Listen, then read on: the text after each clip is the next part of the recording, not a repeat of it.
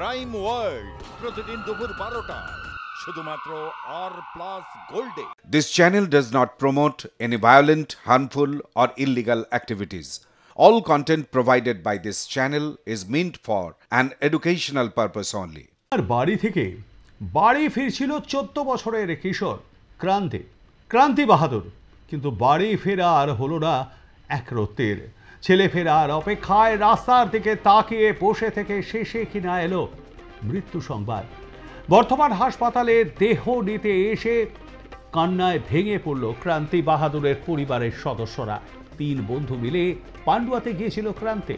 পান্ডুয়া থেকে বাড়ি ফেরার ট্রেন না পেয়ে বর্ধমান স্টেশন থেকে জয়নগর যাওয়ার ট্রেনের অপেক্ষায় বসেছিল তারা। আর ঠিক সেই সময় দুর্ঘটনা।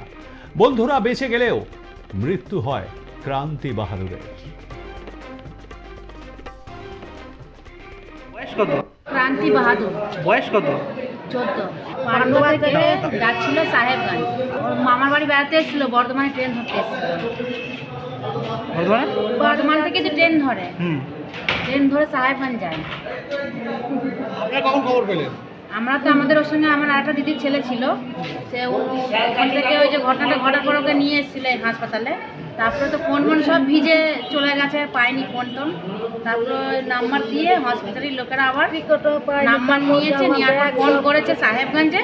আবার সাহেবগঞ্জ থেকে ফোন করেছে আমাদেরকে, এই দিদিরা, যে ওখানে ওরম হয়ে গেছে, তোরা তাড়াতাড়ি যা। আবার আমরা এসে তারপরে তো দেখলাম।